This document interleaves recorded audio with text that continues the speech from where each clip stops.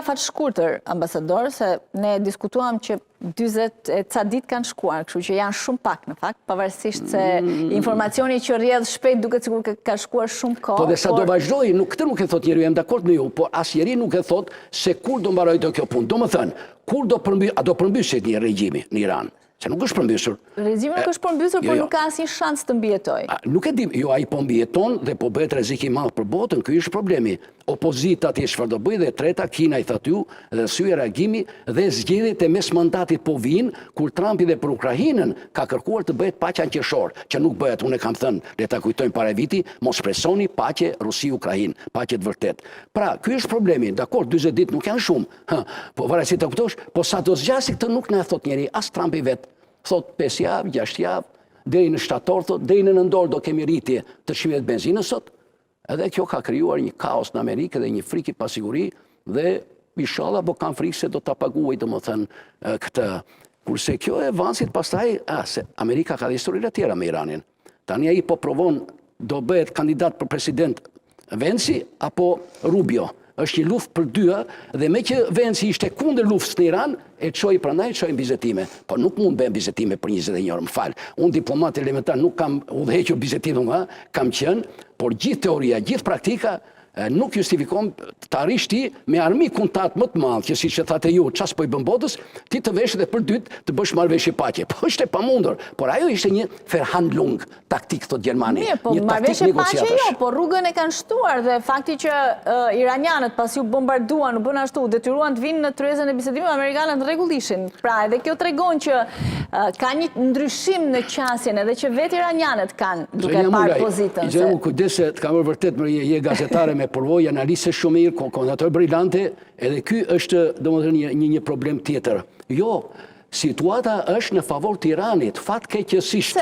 Është favor të Iranit dhe Irani po luan tani me kon, po Irani këtë deshte. Po çfarë po fiton Irani? Irani është në sanksione. Irani ka një vështirësi të madhe ekonomike që e pam edhe përpara luftës. Irani ka gjithë leadershipin e ka të martirizuar. Po nuk ka rënë. Po s'ka rëndësi, ai mund edhe ne kemi mbetur, ti e mban, e di shumë mirë se si ka mbijetuar edhe regjimi jon, po pastaj një ditë bukur u shëmb.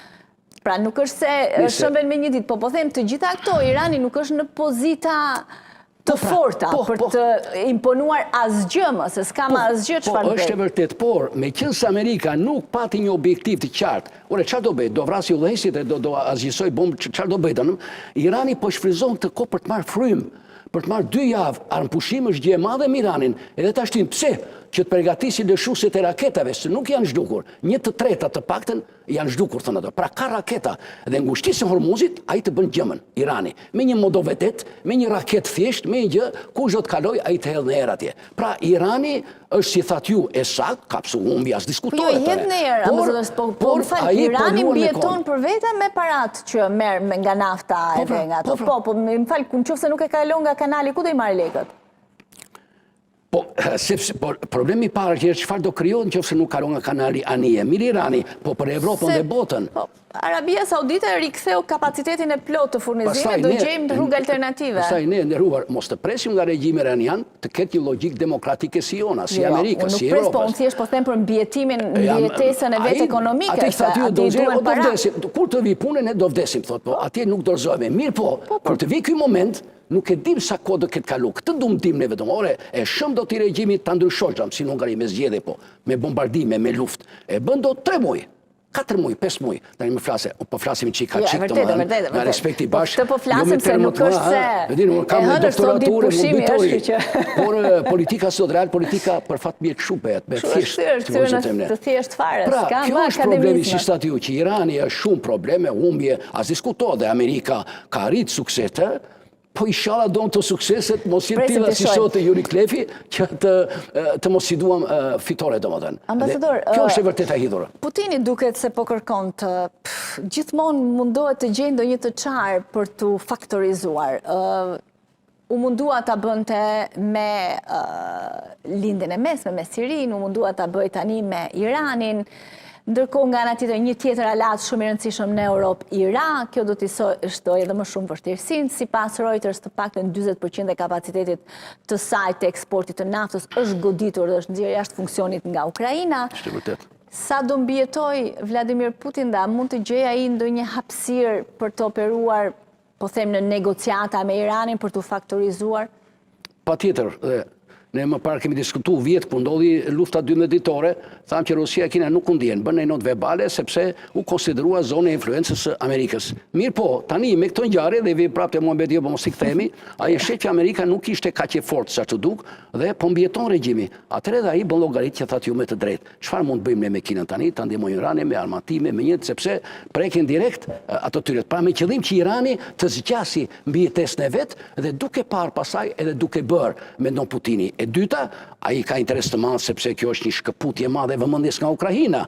Pra ai i leverdis kjo gjë dhe do tregoti kujdesshëm edhe me Trumpin, edhe me Kinën, edhe me Iranin, pra që mishi të piqet dhe hedhit mos digjet i themi ne. Pra edhe ai të jetë aktiv, të luaj rol aktiv bashkë me Kinën, të ndërmjetësojmë, thotë, të bëjmë bizetime, ku di unë, në mënyrë që të jetë si faktor, të jetë atje që ku të vijë një situatë ndoshta, si pas mendimin ti, po të mbase nuk vjen kur, e favorshme, ai të futet edhe më shumë në lojë, me qëllim që ta diktoj edhe më shumë Trumpin, si për Ukrainën, ashtu dhe ndaj qëllimet ndaj Evropës. Sidomos tani që iku Orbani dhe mund t'i kede në një Orban tjetër më vonë. Kështu që ai thotë ju, është plotësisht e drejtë. Kështu mund ta kuptojmë ne. Orbani dytë ky Slovaku sikur është pak më i kujdesshëm Ficon. Po do vetë çik mend edhe, po ka edhe Orban të tjerë, domethënë, e kemi në kufi atje ne, domethënë në këtu në Serbi, domethënë ndoshta edhe më keq.